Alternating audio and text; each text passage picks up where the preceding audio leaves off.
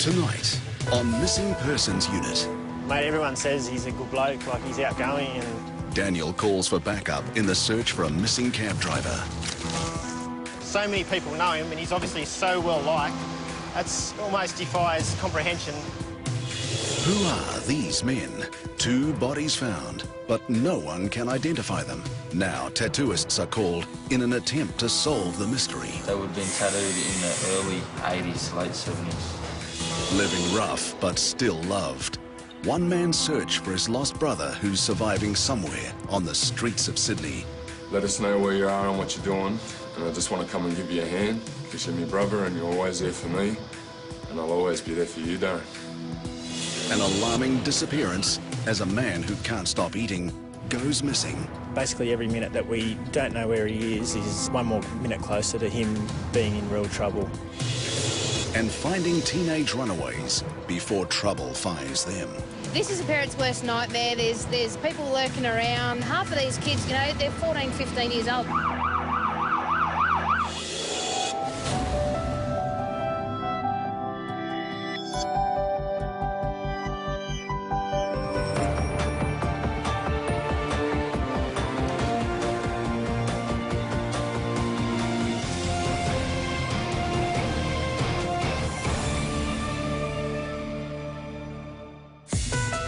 At New South Wales Missing Persons Unit, Senior Constable Daniel Higgins is on the urgent case of a recently retired taxi driver, Johnny, who disappeared 5 days ago. He's 61 years old. In the last couple of years, he has slowly started working less. He used to be quite an active worker. He obviously feels like he's losing his independence. He's losing his ability to financially contribute to the family. Given that, he's also developed diabetes within the last couple of years. So there's a lot of factors that are really impacting on him at the moment. It may be that he just needs a bit of time out to reassess what's happening with his life.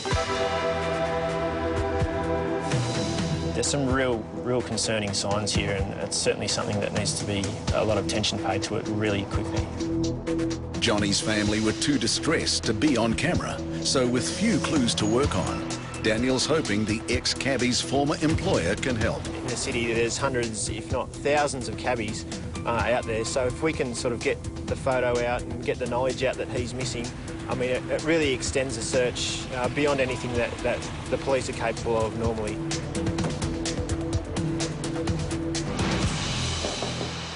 G'day. Yeah. I was after Laurie. Yeah, it's me, Laurie Gordon. G'day. How you going? Daniel Higgins. Not so bad. This is Linda McAllister. How are you? Just looking for our missing person. It's pretty well known in the cabbie game, so if you're able to like put it out to your drivers and stuff that we're looking for him, that would be unreal if you could sort of help us out there. No problem at all. We've got 520 odd cabs in the fleet, 2,500 taxi drivers. We can get a message out over the air, on the hour, every hour for 2 or 3 days non-stop. We can put posters up around the building. We can do anything you like just to try and find out where he is.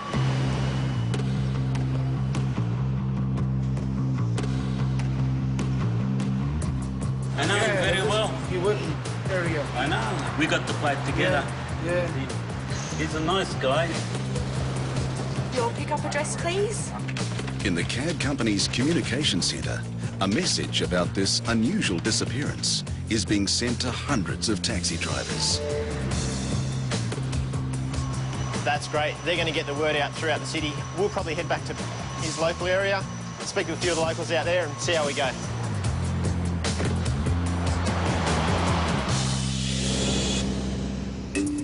A 1,000 kilometres away in Nambour, the Queensland Missing Persons Unit are working on an unusual case.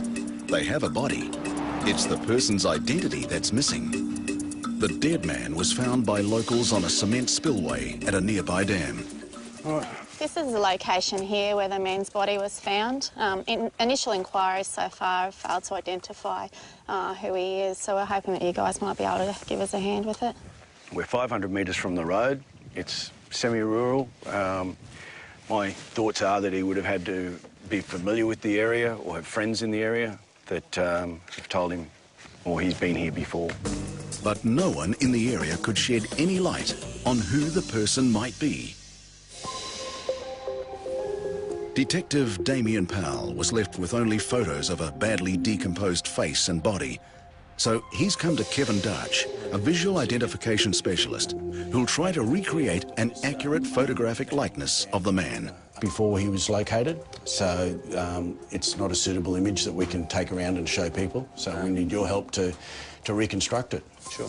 But Kevin has more than just a face to enhance. He's got a number of tattoos which we hope to be able to raise up and give a clearer picture. They're quite old tattoos. Now, because they're so old, do you think you'd be able to raise them up at all or get a better profile on them?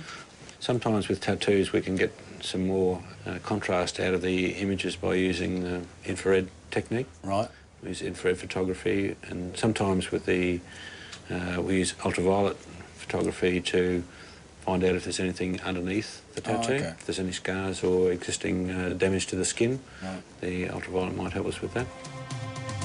Certainly somebody should be able to identify this man, and you know, we can assist the family with identifying what's happened to him.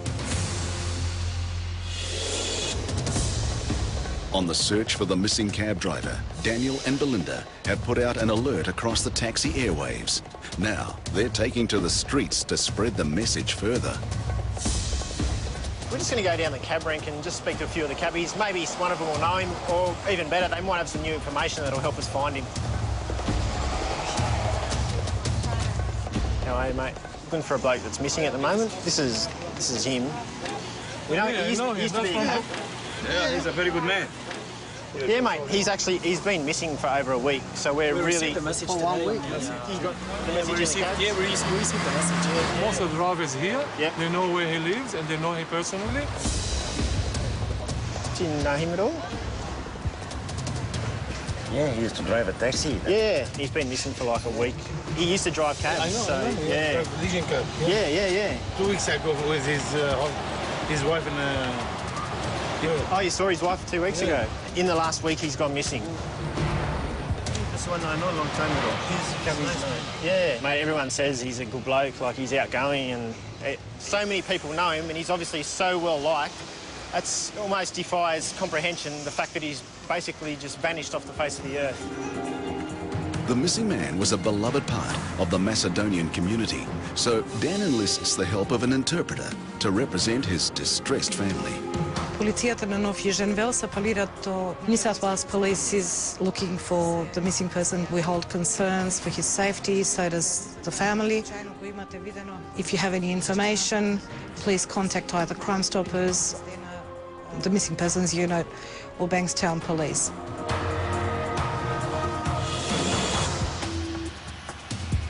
In Queensland, Detective Damien Powell is on the mysterious case of the unidentified body found on a dam spillway.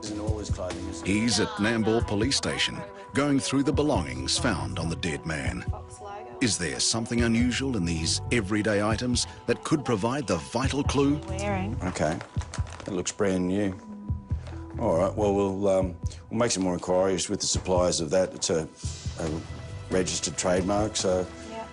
They're the blister packs of the medication that was located around him. Okay, it's upwards of around 100 tablets by the looks of it.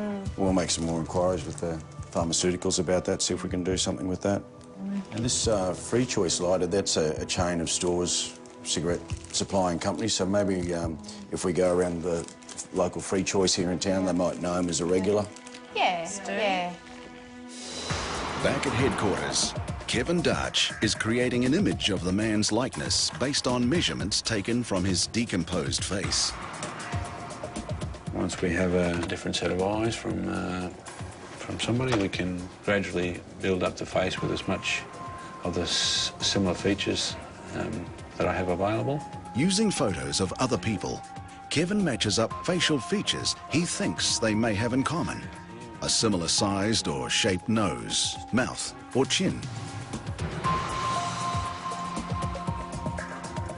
And hopefully it's something that we'll be able to help you. Oh, mate, that looks great. Seeing him in a colour, fresh photo like that, I know it's an artist, but it just will help the public to identify him.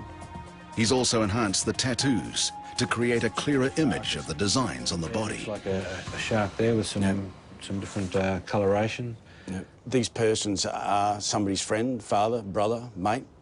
So we're very anxious to give them some closure as to what's happened to their son or their brother. With this publicly presentable likeness of the dead man and his tattoos, Damien and Kelly can now return to the area he was found in the hope that someone recognises this face. Hi, how you doing? Senior Constable Kelly Bizzle from Missing Persons in Brisbane. We've just got a person that's been missing since the 9th of September 2008. Just wondering if you recognise this photo at all? Not at all. Do you recall anyone hanging around the area at the time? Or? No, kind of keep to ourselves. Hi, how you doing? Just want you to have a look at it and see if you recognise this male person at all. Doesn't ring a bell. I remember it happening, but I don't know anything about it. No. I didn't see anything at the time. All right, mate. OK, no worries. Thank you very much. Thanks for your help, mate. Cheers. Back at New South Wales Missing Persons Unit, another case is unfolding. Senior Constable Gary Bailey is on the phone to the brother of 39-year-old Darren Jones, who's gone missing for the second time in a year. Hello? Yeah, Grant. Yes, mate. Yeah, Gary Bailey, Missing Persons, mate. How you going? Oh, mate, how you doing, man? Not bad. So you've heard nothing since 2nd of August or something like that, I think it was? Yeah. And because you've had no luck at all since then? No, nothing, mate. With a few inquiries and that I've made, he hasn't been at the community centre. Gary's familiar with this case. He found Darren when he went missing the first time. From my, talking to him in August there, I don't think it's the case that he doesn't want nothing to do. I think he's just lost his memory, like... Yeah. He sort of said to me that he didn't have a brother, he didn't have a mother. He'd lived in that little place all his life, We'll rock over, have a bit of a chat, and then we'll go from there. Cheers, mate. Darren has now been missing for 5 months, and his brother is worried he may have come to some harm. His medical history is also a big concern. We'd like to find him for 2 reasons: to reunite the family, and also to get him back on his medication, and he should be as good as gold. Gary Bailey, Missing Persons. How you going, mate? Good morning. That's Liz. Liz, good morning. Darren has battled very hard with the depression and everything for 20 years.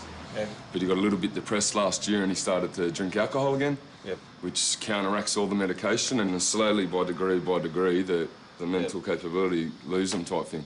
We sent mental health out there to try and contact him.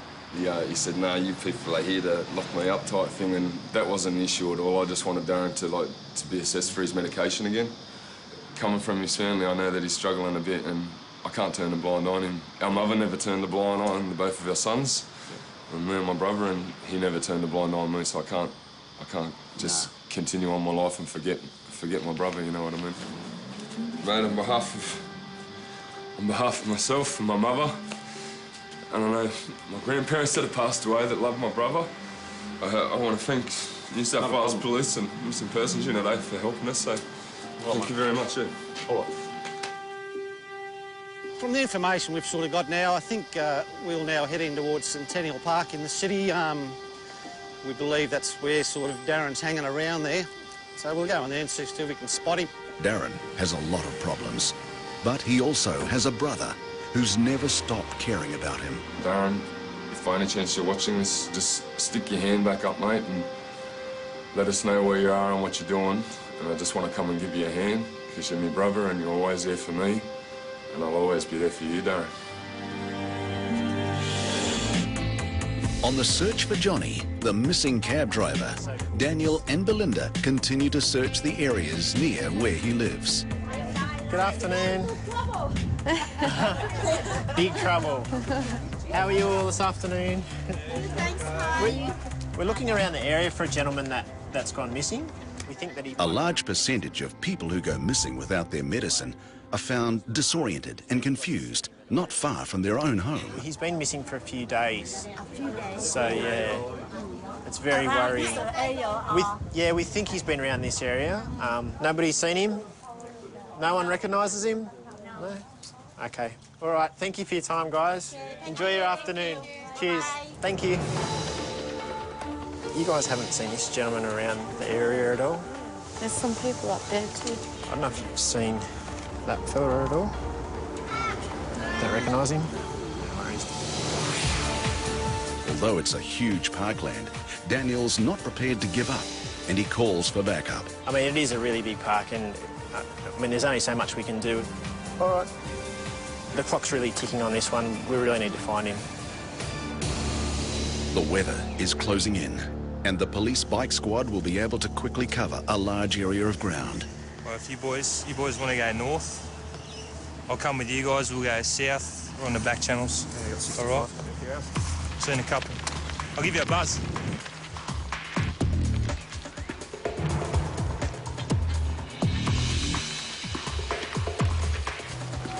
This is the thing. He could be bloody anywhere.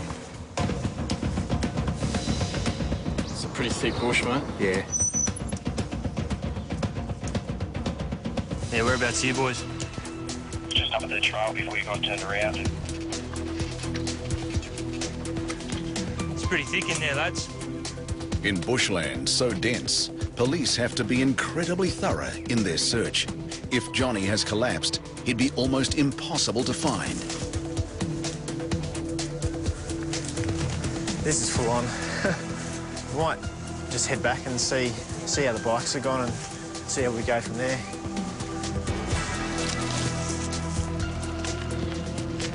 Yeah, I think we'll call it a day, mate. We'll head back in. See you back there. Yeah, copy, mate. See you shortly. Guys. Mate, how you going? How's going? How'd this go? Mate, we pretty much covered from here all the way to the Crest Reserve, which is over the other side of Rex Road, and couldn't locate him, mate. No Gets good. pretty rough up in there. It was pretty slippery, and no good. No worries. I mean, we've been all around this sort of area, like on foot, and even down near the water and stuff like that. It's a real tough ask, so I really appreciate you guys coming out, eh? All right. Thanks, fellas. See you. Take it easy. Cheers. Daniel's passionate about his job and wants to bring the missing man home to his family. But as every hour passes, the frustration grows and the hope fades. Just be anywhere. Another parkland more familiar to the Missing Persons Unit is Sydney's Centennial Park, a place where homeless people often seek refuge. People like Darren Jones, who's been missing for 5 months. I would just love to find Darren, you know, and get him back to his family. You know, his mother's very sick. She's in hospital. She worries about him. The brother Grant has spent hundreds of hours searching all over Sydney for him. It's just a shocking thing to think that the poor bugger's just wandering around aimlessly, doesn't know who he is or anything. And I'd really like to find him, you know, and just get him back on track. He's thought to have returned to his habit of living rough, possibly in this park, where he was the last time Gary found him. We've got a few blankets and that, and a few old bags and that they throw over themselves. And they just sort of camp around there overnight, and then just during the day they head around to some of these soup kitchens and that, just to get a feed. Gary and Liz searched the park for 2 hours, but this time there's no sign of Darren.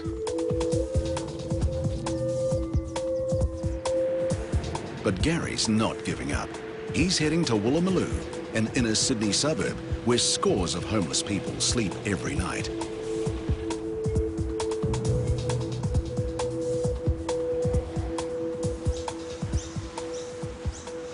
Where you going, boys?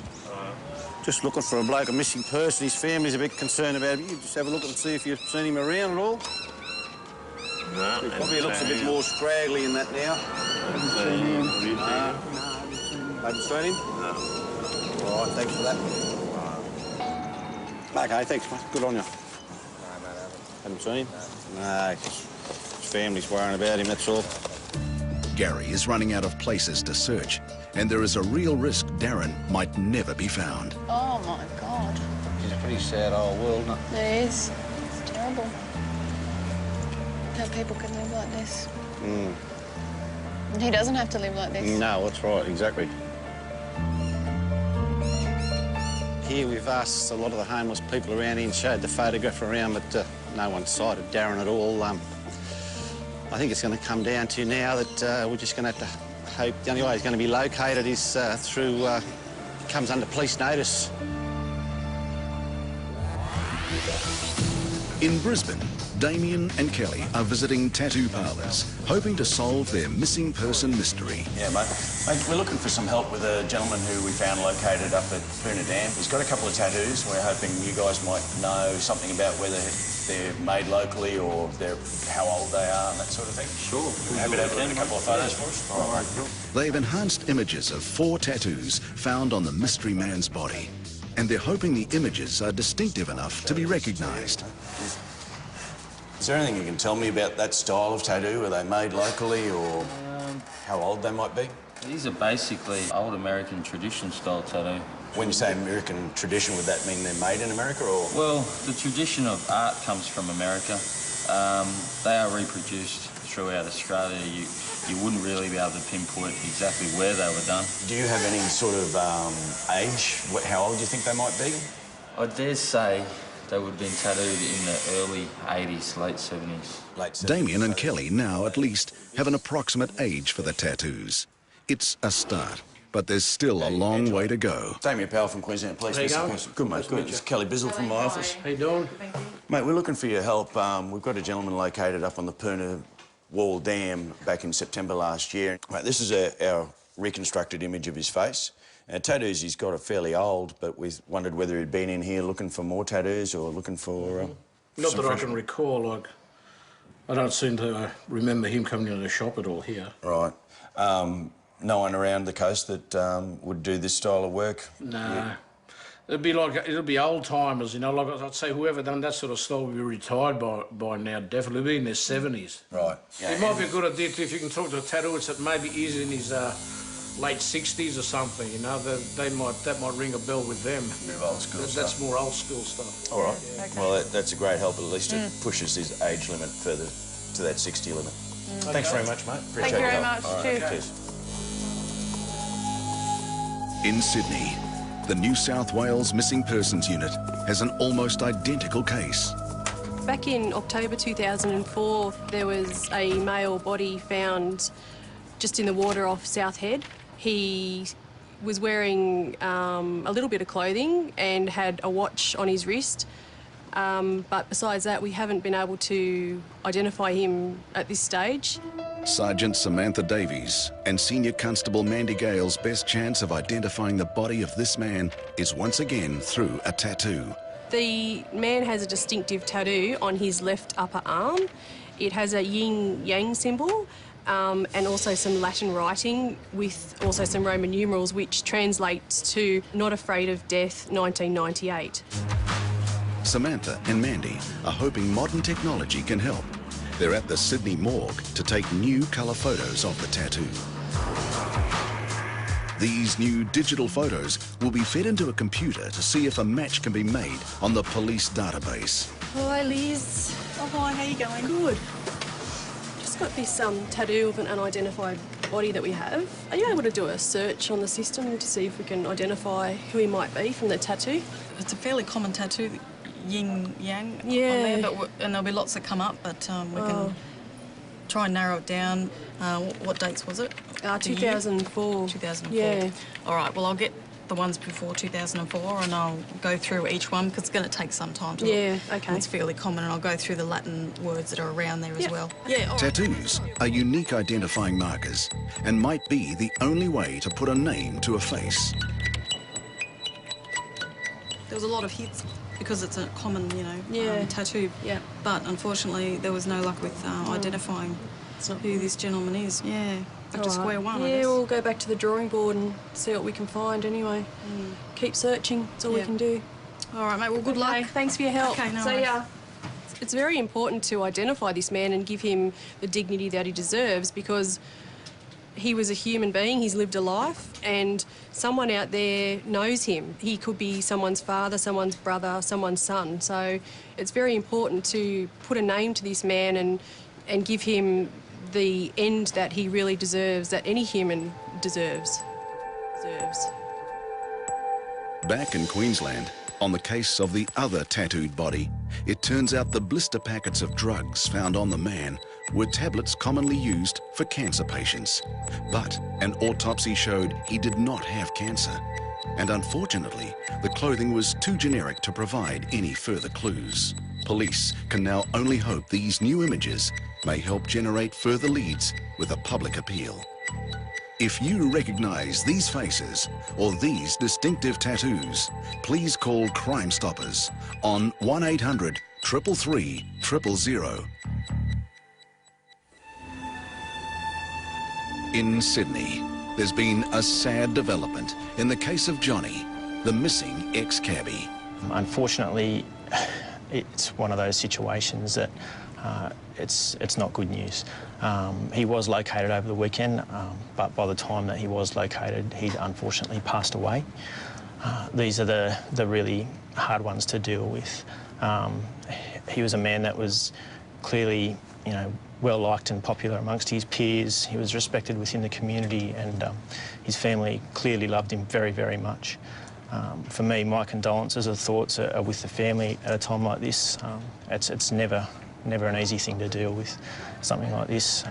And from a police perspective, you know, these are the hard days, and I just hope that tomorrow's going to be a better day. Being a police officer can be a confronting and unrelenting job. Daniel must now speak to the mother of a 35-year-old man who's been missing for 24 hours, and he has a very unusual illness. It looks like he's been missing a few times, historically. He's actually been a chronic absconder since the age of 4, and he's now nearly 36. So, you know, there have been many, many incidents of him taking off and disappearing. Up to 2 weeks, you know, has been the longest. And he invariably ends up in the hospital now because of his diabetes. Langley Couper is intellectually disabled and has insulin-dependent diabetes. He also suffers from the rare condition of Prader-Willi syndrome, an eating disorder which gives him an insatiable appetite. No matter how much he eats, his brain still tells him that he's hungry. That he's malfunctioning, basically. Overeating and diabetes is a dangerous combination. Langley is not carrying insulin to keep his diabetes under control.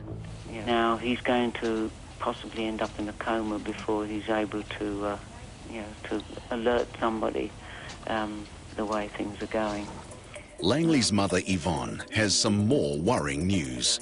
A bank has given Langley a credit card. Mail arrived for Langley and goodness, and what it was a letter, credit card details, approved limit of $3,000, and the credit card number. Money, of course, has always been a major issue because he doesn't spend it necessarily in an appropriate way, which is going out and buying food usually. Yvonne also warns Langley's high blood sugar levels could make him difficult to handle. This is normal for people with diabetes. They get aggressive and you just can't reason with them. The pressure is on Daniel and Ted to find Langley quickly. It's one of those real worrying situations because if he's not located and if he is unable to recognise that himself in time, we could have the worst possible ending to this scenario. There were a couple of places where we know that he does frequent or that he's more likely to go to. We're going to go and check out a couple of those places now. Basically, every minute that we don't know where he is one more minute closer to him being in real trouble. Daniel and Ted are heading to the Blacktown Workers Club where Langley was dropped off. But after talking to club staff and checking security footage, they leave with no new information on where he might be. But there is still a chance that Langley might be found at his favourite food outlets. G'day, how you going? We're just actually after a missing person. Just wondering if you'd been in here, if you'd seen him at all. Yeah. That's a photo of him. Don't recognise, sorry. No worries. No, they actually haven't seen him at all. No one's seen him? No. Is he known to frequent the place, or is he? Yeah, well, he's from the area, and we're sort of anticipating like he might be at one of the fast food sort of places or something similar to that. Yeah. Can I take a look at the picture again? Yeah, absolutely. I can't recall seeing a person like that, but I can certainly show it to my staff. Sorry, unfortunately, none of them on at the moment recognise him. No worries. But yeah, if you could send out another photo, we'll put it up for sure. Get the crew to keep an eye out for him. That'd be magic. No worries. Thanks for your help. No worries, Neil. Really appreciate your time, hey. That's excellent. Thanks for your help. Unfortunately, nobody's seen him, which is a bit disappointing. We do have the advantage, though, that there's a lot more people aware of him now and a lot more people will be out and looking for him. We'll head back and we'll go from there.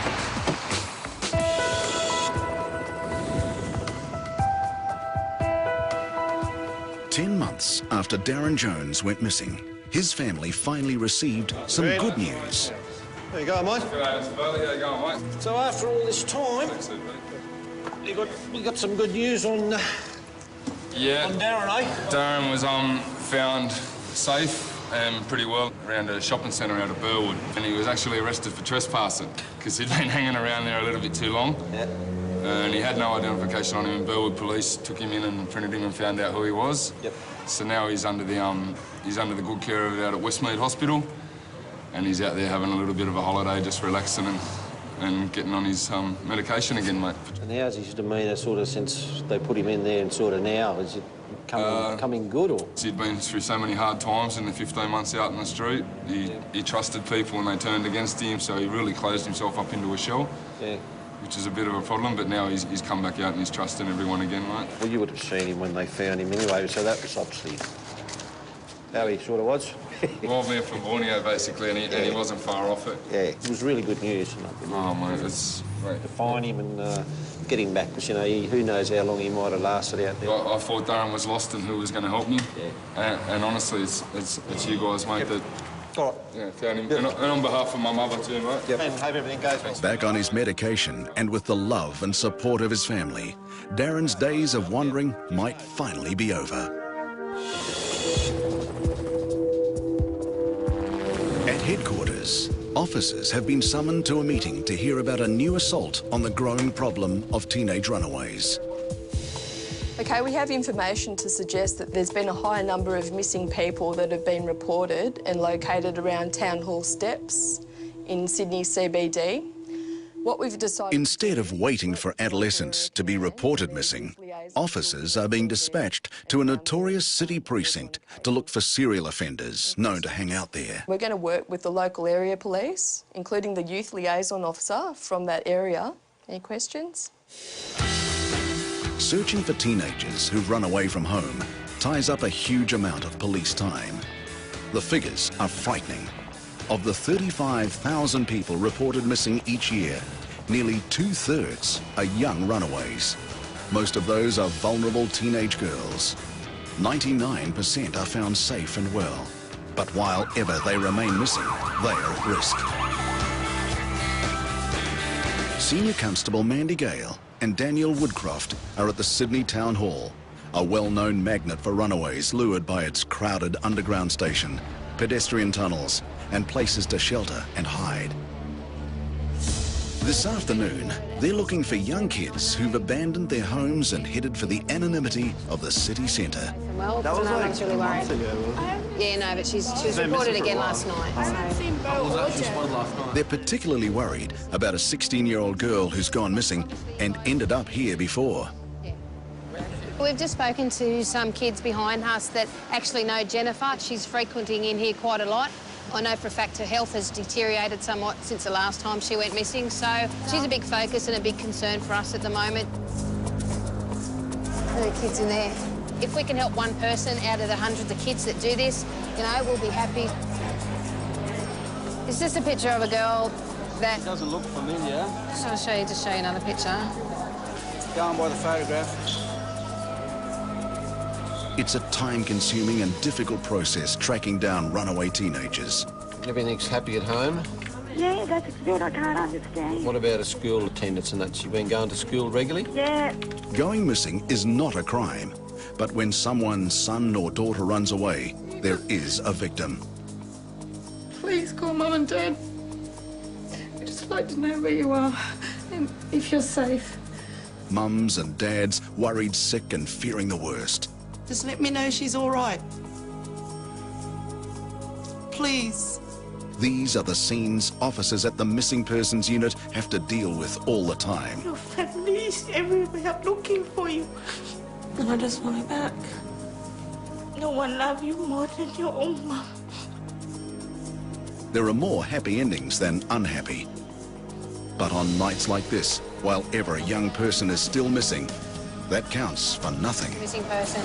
Nah, there are always a few girls around. She might be one of them, but no definite match.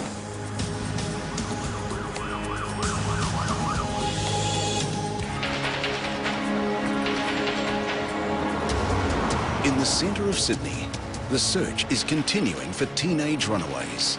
In particular, a 16-year-old girl who didn't return home the previous evening. Have you seen Jennifer since the other day? Yeah, she only came for like 2 seconds and left. She didn't tell me where she was going though. If I see her again, I'll ask where she's going and what she's doing. I haven't seen her. Your mum and dad, you obviously know where you're in here? Yeah. She's thought to be somewhere in the vicinity of the Town Hall underground station, a known hangout for youths living on the streets. This is a parent's worst nightmare. There's people lurking around, and you know the sleazy looking kids up and down, and half of these kids, you know, they're 14, 15 years old. They're still babies, you know. They should be at home doing homework with their families. On a night this bleak, there's one place a lot of runaways are likely to visit. Hey Jeff, nice weather. A charity food van that feeds Sydney's homeless and street kids. We've had a few kids go missing that all seem to come into Town Hall. You see a lot of kids around, I mean, occasionally, yeah. What ages are these guys? Oh, 12, 13, 14. Yeah. They know there's a hot food here, so they'll go over the line there, and that's where you'll see them. They'll see us and they'll all shoot through. They usually just come and get their tucker and off they go. If you see anyone, we'll let you know. That'll be awesome. Thank you. Thank you. See you later. Yeah.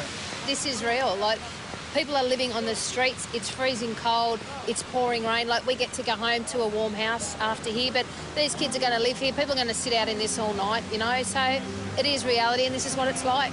That's what we're trying to understand is why. Why do they choose this over the warm bed and the roof and the food on the table? That's the biggest, you know, that's the #1 question that we need to answer. The idea to visit the food van has paid off. Mandy and Janelle have spotted a teenager they know shouldn't be here. So she's Jennifer's friend anyway. We know that she's a friend of Jennifer. As typical teenagers do, she's not going to tell us anymore other than she's okay. No lead on Jennifer, but at least they can help get her friend off the streets. We've identified that she's more than likely a missing person, and we'll make some more inquiries on the way, but we're going to take her home, get her out of the rain and get her home where she's supposed to be. She's not supposed to be out here, so we got one, so to start. It's a good result. A young girl is returned to proper shelter and out of harm's way.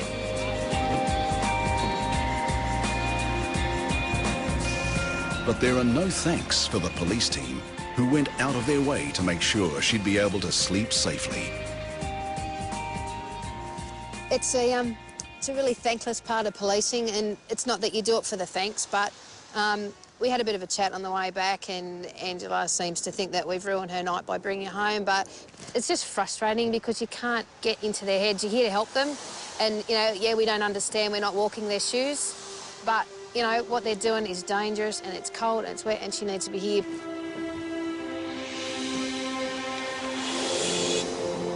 The following day, in their search for missing diabetic Langley Couper, Daniel and Ted finally get the news they were hoping for. We've had a bit of really good news as far as Langley goes.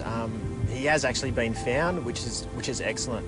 The scary thing is our worst fears really nearly came to fruition. He was actually required to go to hospital. We're going to now go and see him. He's actually out of hospital now. We'll speak to him and just see how he's going.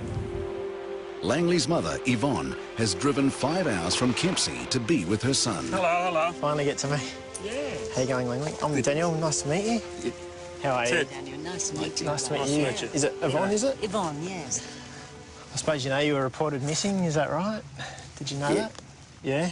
Did you know that people were out looking for you or anything like that? Yeah? Yeah. What happened? Tell me what happened. Yvonne is normally in charge of Langley's finances, but the bank found a way around this and sent a credit card directly to her son, who used the money to go missing. Langley acquired a credit card, and he went on a little holiday. Only we didn't know. He was staying in hotels and unfortunately hadn't got his medication with him. It is a hard thing to manage, diabetes, and I think that's what your mum and everyone's worried about the most is managing that and making sure that you're okay. Look, I'm just really rapt that you're okay, like that, you know, that you're here with Mum and you're obviously, you know, you're out of hospital and everything's good. It's a real relief for us. What you must go through every day, man, I'll take my hat off to you, hey, like, you're a warrior. So good on you. Thanks. All right, no worries. Hopefully Thank you. we won't see you again too soon. Yeah, that's right. No worries, take it easy, guys. Thanks. Bye now. Cheers. Say bye. This really isn't a run-of-the-mill missing persons case. Look, I really feel and understand Langley in this situation. I mean, with his medical conditions, every day of his life, he is living in a controlled environment, really restricted on what he can and can't do.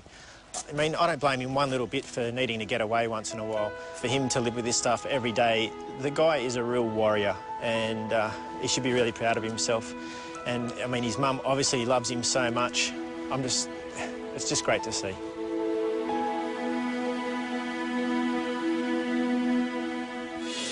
Every year, over 35,000 people are reported missing in Australia. Have you seen Chantel McDougall, who disappeared from Busselton, Western Australia in 2007? Or Rakesh D'Souza, last seen in Melbourne in 2005? And Stephen Goldsmith, who went missing from New Farm, Queensland in 2000. If you have any information, please call 1-800-333-000.